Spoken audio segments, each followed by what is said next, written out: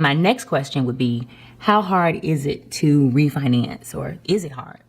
Okay, so it's not that hard. It's just, it's kind of just like a regular loan. You just got to know if it is the right time, right? Because you need your proof of income, you need your financials, you need your credit score, whatever, all those things. And you need to know that your closing costs are going to be between 2 and 6%. So when you calculate all that up, is it worth it, right? Because some people say, hey, I don't like this house or whatever, and then the next year they want to refinance. And it's probably not a good idea.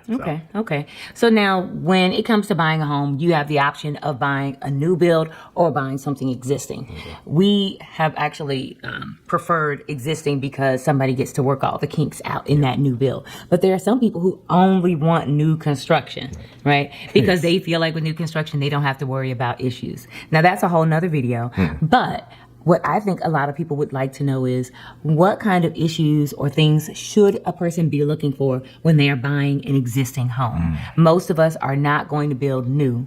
It's not even possible in a lot of big cities. Right. So if you are buying an existing home, what are the things you should be concerned about? Yeah, you want to look for things like, you want to make sure that the house has been maintained, right?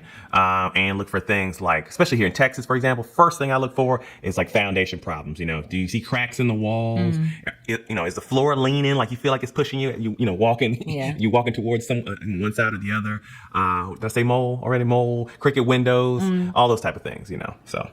Okay, so looking at all of those things, wouldn't an inspection catch everything? Listen, an inspection can't catch every single thing, but it does catch like the big ticket items. You know what I'm saying? Like we were talking about the foundation.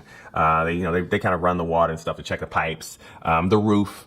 All the electrical. They can kind of tell, and they do really good jobs. Especially inspectors that I've seen, they do a great job, but they can't catch everything. You really got to do your check behind everything on your own. So okay, so with that in mind, what kind of advice would you give to the buyer when it comes to the overall inspection itself, or even the inspection report? First of all, never, ever, ever waive the inspection. Okay. People were doing that like hotcakes just to win, and I can't sleep good at night knowing that we waived an inspection, because you just never know. You know what I'm saying? We've heard some horror stories this year based on people waiving inspections last year. Yes. Oh my gosh. Yeah. People trying to get out of houses now. But anyway, and also get the inspector out there as soon as possible. So you have a option period, right? So let's just say your option, if it's a competitive market, then you want to get the option period lower. So instead of having like 5 days, you might have 3 days. So you need to get that inspector, see if that inspector can come out there that day or the next morning ASAP. That way you have some time to negotiate any problems and get stuff fixed, or get those costs reduced or whatever, right? So. Yeah, but isn't it the realtor's responsibility to read and go over the inspection report?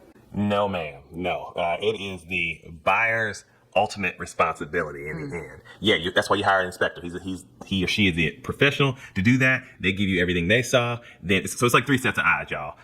The inspector points out everything. Then I've seen 1,000 times, people don't really read the inspection report. It is really totally up to you to go through every page of that report and point out things. Say, hey, what do you think? And then we discuss it. You know what I'm saying? Yeah. And I definitely give my input and say, hey, I don't know, I don't like this. And I hate you had to spend the money on a report, but it's much better than buying a $300,000, $400,000, $500,000 house. Losing $500 or whatever. But yeah, so I put my input. You are ultimately responsible on choosing, and of course the inspector does his or her job. So okay, so realistically speaking, an older home is more likely to have issues than a newer home. So what kind of advice would you give a buyer who's considering the purchase of an older home? Yeah, when buying an older home, I guess it depends on how old, right? So for example, I just heard a story of a young lady, and she said that she bought an older house, and she said everything looked great. It was painted. Everything was cleaned up. They had new countertops, all this and that, right? But she knew the house was built in like '67, right? So in older houses, you really got to be aware of plumbing, like iron cast plumbing.